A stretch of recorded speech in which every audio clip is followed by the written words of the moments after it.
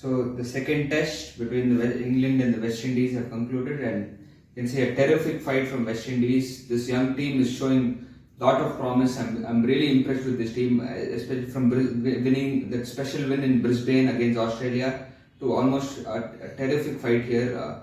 It was just incredible. It's a test match which I really thoroughly enjoyed. It was very pleasing to watch amazing test cricket after such a long time. So coming to the game, I think in West Indies made a good decision. I think electing to bowl first. I think the wicket was not offering much movement, and I think on such wickets it's better if you try to chase. So I think that was a good decision. They started off well. They got Zach Crawley early with a good ball, but then after that they just totally missed their marks. I think they were initially like very poor with the ball in the first phase of the England innings. I think they bowled a lot of over-pitched and foolish deliveries, and it was very easy for England. And I think heading to that phase, it looked like it was going to be another one-sided game, like the previous test. Then you can say post that in the lunch session, they did come back well. But Oli Pope also was living with luck. I think they bowled some quite good deliveries, but a lot of drop chances. If they had taken those chances and got him early, maybe they could have restricted England to a lesser score. And then I think later on in the third session, the English batters just wanted to go hard at it. A lot of them, it was just that they kind of just tried to go for the basketball mood, and they kind of gave their wickets away. They wanted to just make sure they try to keep scoring. So 416, when you see it, and when you see from the last game, it looked good enough to score. It was the question mark was how much can West Indies fight? That was the question mark. And I think the second day they started off very well. I think Craig Brathwaite and Mikael Louis, both of them, they started wonderfully. The shots that they played, they showed quality stroke making. And Mikael Louis, even though he has not got that big score yet, I'm pretty sure he's due for that big score. I'm really impressed with. He's technically a very skillful batsman. Especially the way he faced Mark Wood charging and bowling at 150 plus. The way he faced him, the way they countered his bouncers, and the way he drove, and the way he fiercely drove and showed good stroke making against him was really impressive. I think Mikael Louis is someone I'm really looking forward to in the future. I think after that good start, they kind of threw away wickets. I think to Bashir, they just threw away their wickets to like very poor deliveries, both Mackenzie and Craig Brathwaite. I think at that point it looked like again West Indies are going to end up with a collapse at 84 for 3 at the second day lunch session. But then came the two mates from childhood, Alik Athanes and Cavum Hodge.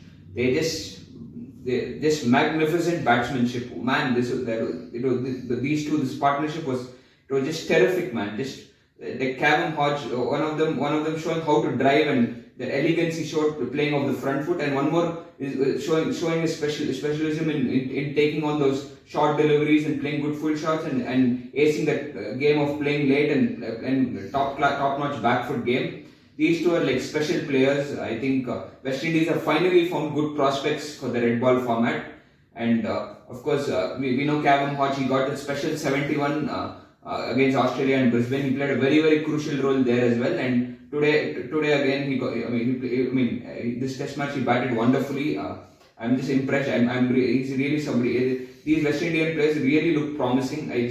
How long can they carry it in a consistent basis and establish themselves in the format? That is the question mark. But they have been really impressive. I think that Athanes and that, but even Stokes were getting really frustrated. They did everything in their book to try to break that partnership, but these two they just showed amazing. They just, like you can see that in cricket history, like we talk about a lot of good partnerships. I think this definitely, if suppose West Indies were in the winning side, this partnership would have been talked about a lot. And it would have been a very memorable one. That's how much I enjoyed this batsmanship between these two. It was just absolutely fantastic.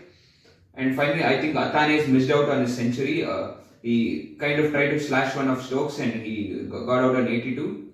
And then the kind of West Indies made sure that didn't make them lose the momentum. I think they batted well. Cam Hodge continued and carried the innings well. And Joshua De Silva as well, another special talent. someone who I've been seeing from the past year or so, who has really impressed me. I think he shouldn't be batting at 7 or 8. He has to be batting, I think, at number 5. He's a special player. When the stroke making, I see that the vintage Ajinkya Rahane vibes in the stroke making he has, especially the way he moves forward, leans towards the ball, and the way he drives, and especially even that straight drive. I get that pure Rahane kind of technique in him, and he's really a fantastic batsman. He's really one of my favorite players in the red ball and currently in West Indian cricket. And he's somebody who I really feel should be batting up the order. He shouldn't be batting at 7 or 8. At 351 for 5 on the closing of day 3, the platform was very well set, and the question was whether they could continue that momentum and take a lead over England's 416. And Joshua Da Silva came with a clear mind, and he just carried the momentum beautifully with some fantastic shots. Then they lost Holder. Holder got out to a pitch from Chris Wokes, and they lost Kevin Sinclair, Alzari Joseph, and Seals in a short span of time. Then we thought maybe West Indies may fall short of that 400 mark and may not be able to take that lead. Then something came, some magical bashing from Shamar Joseph. This man is giving vibes of a superstar. After the 7-wicket haul magic he did, showing that excess pace. And then of course there are a lot of stories about how he was identified, and then there was a lot of stories and talks about how a special talent he is. And we spoke about more about, but no one expected the surprise that he would give with the bat. Even Ben Stokes was absolutely like bamboozled. He didn't know what was going on. They were trying to ball hard at him, hit him, and this man was just pulling balls for fun. He just pulled one and it literally even broke the brick and fell. Like Stokes was literally clueless what was going on at that point. And it was really that phase was really entertaining, and like I was enjoying this Test cricket and enjoying that battle. It was like amazing, and that the vibes were so good. And then but unfortunately, even Da Silva wanted to get that century. He told him to stay, but man wanted to slog it around. Unfortunate for him. Fantastic 82. Then coming to the next innings, I thought maybe West Indies have a huge chance. They need to. It is not a wicket where the ball is moving much, so they needed to hit those hard lines and consistently hit good areas and put pressure on England, make it easy for them. But I think they were again off. The initial spells were really off target. They bowled some good balls here and there, but they are not able to consistently put pressure. And England got the scoreboard moving very easily. And towards the end of the day, I think I think the only phase where they showed some promise is, I think that there was a change in ball at that phase, and I think Alzari Joseph got Ben Duckett and Pope in that phase. I think that was the only phase I think where West Indies showed promise, but their bowling was very ordinary. And I thought maybe the next day maybe they can freshen up and come back well. But Harry Brook, this man, what a special talent! In just 23 innings he has 14 50 plus scores is just incredible. This man is special, like a strike rate of 91. What a sensational talent! This man is really special and a star in the making for sure. And like absolutely, his back foot game is really impressive. He's again somebody who plays the ball very late, and he's just a fantastic stroke maker. And his mindset of scoring runs quickly makes him even more dangerous to bowl to. And again, he scored a fantastic 100, and this is his first century in English soil. Shows that he has scored more away from home. I think in New Zealand and Pakistan. That shows that in his initial stages to score runs at that consistent basis, it just shows how a special player he is. And then talking about a man, Joseph Edward Root, the absolute GOAT of England cricket.